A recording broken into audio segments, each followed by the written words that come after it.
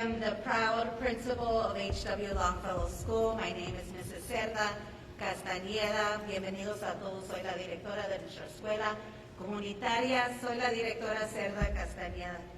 It is with great admiration that I introduce to you a champion of this great state. When I think of this individual, I think of a saying that the great Dr. Martin Luther King Jr. said. He stated, "There comes a time when one must take a position that is neither safe, nor politic, nor popular, but he must take it because conscience tells him it's right." It is my honor to introduce to you all the great Honorable Governor Tony Evers.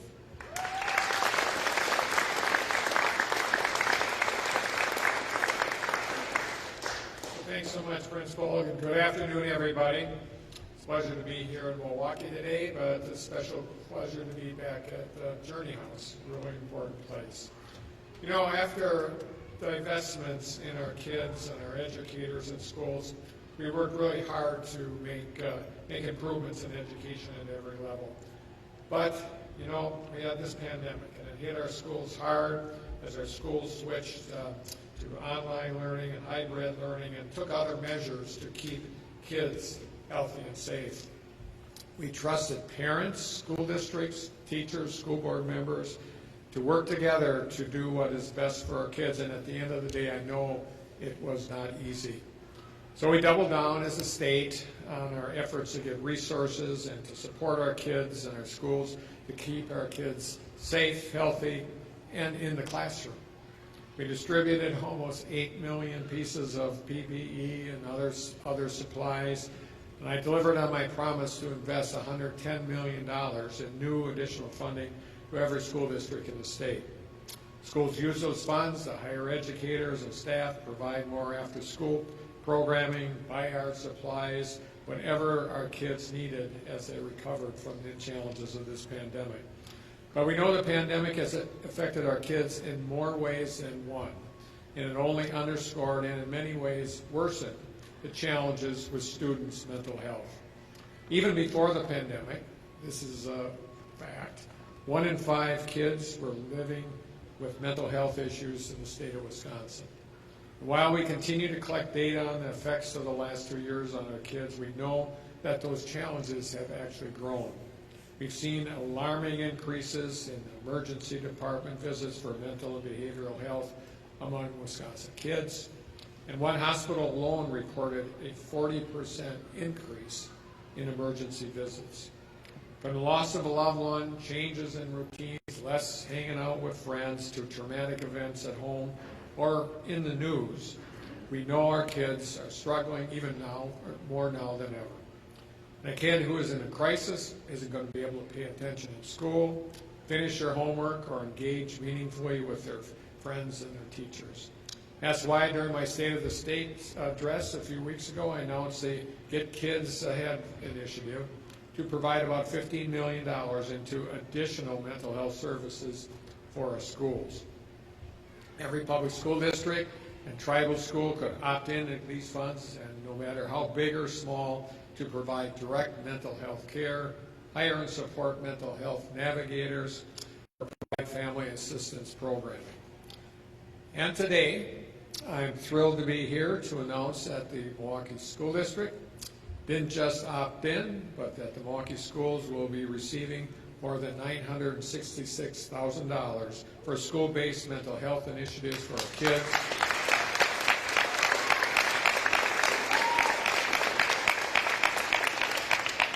We have to ensure that our kids can be successful both in and out of the classroom. This investment builds on the work we've already been doing to help our kids lead happy, safe, healthy lives both in and outside of the classroom.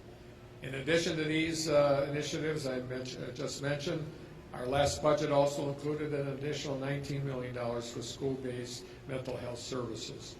And just last week, I announced an additional $2.5 million allocated for expanding and enhancing child psychiatry telehealth services. Folks, this issue is too darn important, because if we want to have real conversations about our kids' success and achievement, then we need to be making sure our kids can bring their full and best selves to the classroom and to their studies. Because otherwise, all we're doing is talking about our kids barely getting by when we should be making sure that they can get ahead. So with that, I'd like to hand things over to Superintendent Mosley to share more about what these funds mean for MPS. Superintendent?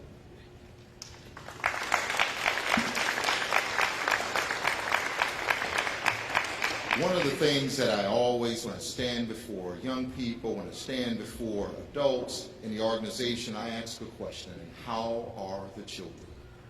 And in the clarion call, we want to be able to hear that the children are well.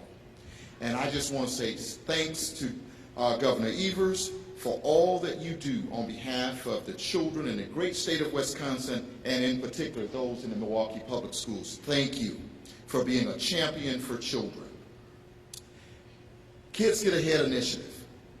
And I also want to pause and say, extend an opportunity to recognize who's with me today: President Bob Peterson, the Milwaukee Board of School Directors, and Director Shelga Garcia with the Milwaukee School Directors. If you give them a round of applause.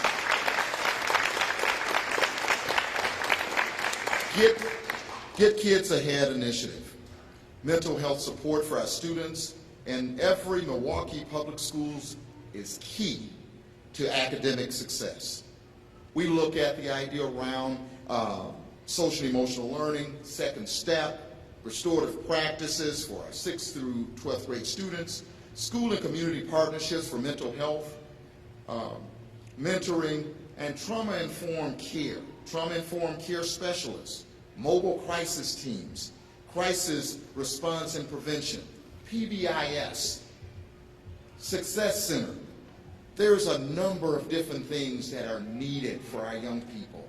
These dollars give us an opportunity to support those areas that I have just made known of, to support learning in the classroom. We want to make sure that there's a truly an education debt that we owe to our children. This is a way that we close that gap and pay that debt to our children, and making sure that the mental health support is there. So Governor Evers, we want to say thank you again for making these funds available so that our students in the Milwaukee Public Schools can be successful. So thank you, and at this time I bring Rose Serta, proud principal of Longfellow School, back. Rose?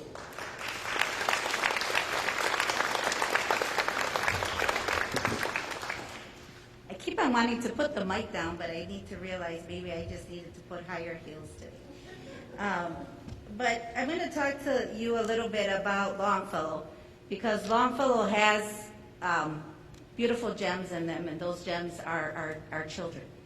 So as a bilingual community school, we serve as a neighborhood hub that brings together families, educators, and community members, and community partners.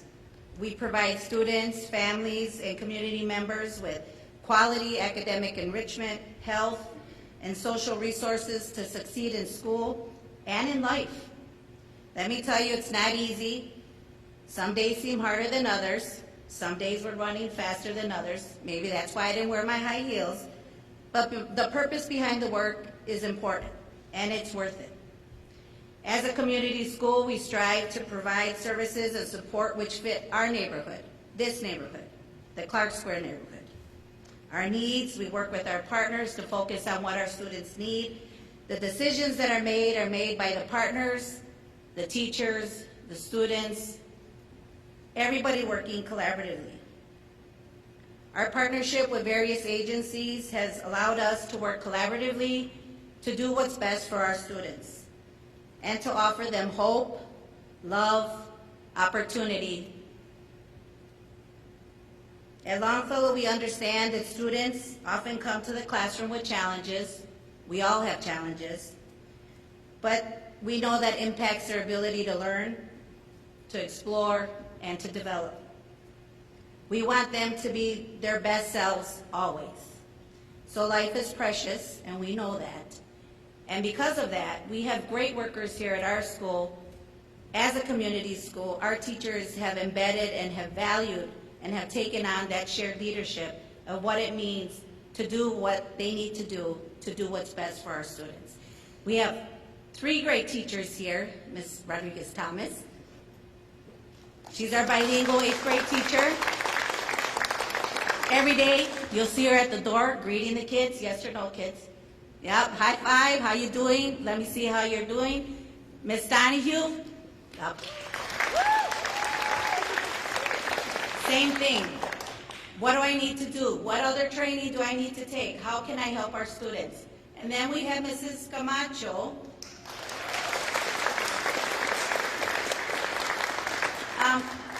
Who is a relatively new teacher, but has been fully on board. What do I need to do to ensure that our students are successful? I have boys, I have students who need to be productive members of this society. I need them to succeed, because when they succeed, we succeed. And so I want to pass it on to Ms. Morgan, who's our school counselor, to try to tell you a little bit about what she has done to help herself to better our school community.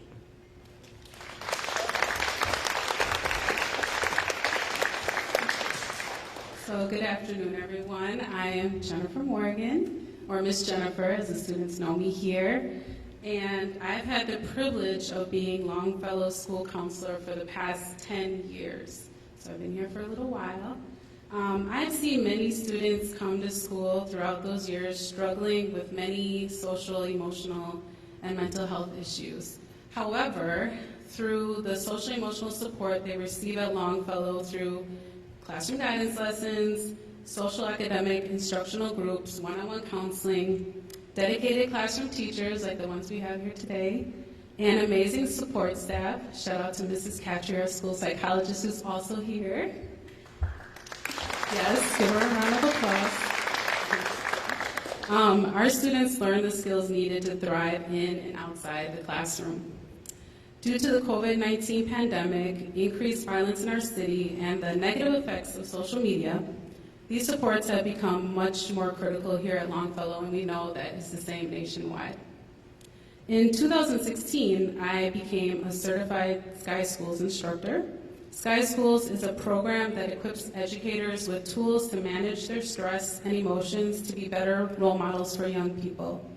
I knew that to become a more present and effective school counselor, I would benefit from this training, which included mindfulness strategies and techniques that I now teach to all of the wonderful students at Longfellow. In fact, every afternoon, I guide students through a school-wide mindfulness practice. During our mindful moment, as we call it, students and staff stop what they are doing and take a few moments to focus their attention and observe their thoughts and feelings without judgment. Through this daily practice, students and staff calm the body and mind, increase their ability to regulate emotions, and decrease stress. Over the years, I have seen students and staff at Longfellow take a mindfulness approach when experiencing strong emotions or faced with stressful situations, from challenging homework assignments or conflict with peers, or to issues at home, and they're able to deal with this due to doing this daily practice with us. They learn to do it themselves. Our students also take these mindfulness strategies with them when they leave Longfellow and head off to high school and beyond. I'm honestly really proud to work with the students, staff, and families at Longfellow, where the social emotional needs of students are acknowledged and prioritized. So with that, I will now ask my colleague, Ms. Ellen Orta, to come and share a few words. Thank you.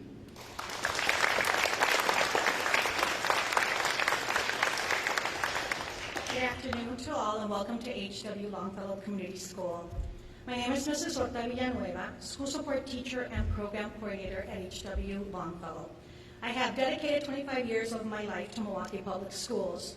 For 21 years, I serviced second grade students as a bilingual educator, and these recent 4 years as our school's program coordinator. It is no secret that social, emotional skills is one of the most important qualities to determine academic success and career success. But let's not forget the importance of building, fostering, and maintaining healthy relationships. Let me take this opportunity to share with you a unique experience I've had with a young sixth grader in our school. Before I began working closely with this young man, some background information was shared with me by one of our paraprofessionals who at the time was one of the few, if not the only person who could get him to speak a bit. You see, this sixth grader was very self-conscious of his voice. He was very well aware of his high-pitched voice as well as the rest of his classmates. At some point, someone had made an inappropriate comment about his unique voice, and that's when he made the decision to avoid speaking at all costs. Because he avoided communicating with peers and staff, behavioral issues became prevalent. His frustration with communicating caused him lots of academic and behavioral problems. Through ongoing conversations with his homeroom teacher and our school psychologist, we quickly knew that an academic intervention as well as a behavioral intervention was necessary to get him on the right path. After looking into his assessment data, we realized that he needed support in reading fluency. And my thoughts, I'm thinking, are you serious? Reading fluency? Great. How am I going to get this child to read out loud, passages daily for a minute, when he's already decided he is not going to speak to anyone? Well, this is where building relationships becomes such an integral part of his academic success and development. I knew I needed to make a personal connection with him, find a way for him to trust and respect me as an educator and as a person working closely with him with an intended goal and purpose. I looked for opportunities to initiate small talk. I commented on positive things that I noticed about him. I asked him questions about his likes and dislikes, eventually about his family, siblings. As the relationship and trust developed, I learned he's of Puerto Rican descent, just like me. We could communicate in 2 languages. He loved basketball. He had a weakness for expensive tennis shoes. He had a sense of humor, and he actually smiled when he heard some of my lame jokes. I couldn't really see his smile, but I knew he was smiling because he smiled with his eyes. I could see the twinkle, and as time passed, he opened up and engaged in short conversations with me, responded to questions, and I even caught him whispering something to one of the cute 7th grade girls from our intervention group. A huge part of the success lies on being able to understand his social emotional needs, helping him improve his academic performance, teaching him how to regulate his emotions, reminding him that we as a collective team want him to succeed, and that building a relationship of trust is absolutely necessary in the development and growth of any student. And now with you, Deputy Director from Journey House, Mr. Brown.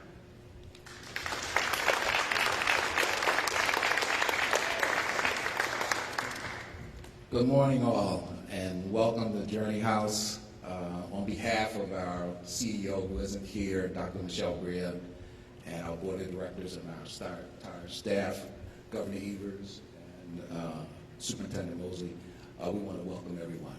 I want to say hi to all the students. So my name is Charles Brown, but they know me as Coach Brown, so I want to say hi. I see one of our basketball players there in the audience, Joshua. I will call you out. We're elated about this gift that MPS has been awarded for social emotional learning. Here at Journey House, we practice something called sky breathing, as Jennifer talked about, which is emotional social learning concept, along with community building that has coupled with human values of respect and honor and responsibility. So we practice that within our 4 core areas of operation, which is adult learning, workforce development, team development, and parent engagement. Through those particular programs, we do sky breathing and community building. So on behalf of all of Journey House and our staff, CEO again and our board of directors, I'd like to say thank you for coming and welcome to Journey House. Thank you very much.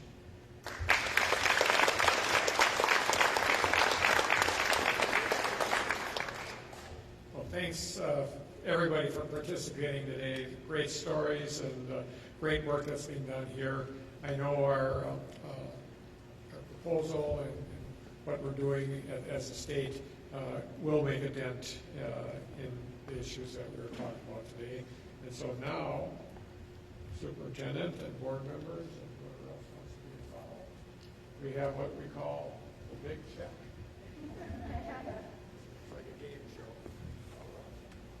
So here we have a check from the state of Wisconsin, Milwaukee Public Schools for $966,436. And I couldn't think of a more worthy recipient. So thank you.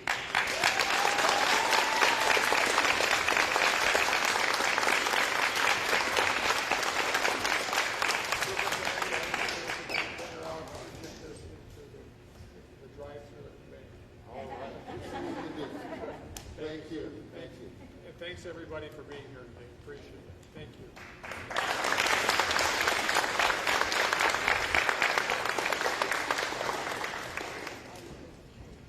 Thank you, everyone, for today. We are going to end our program. And students, if you could just stay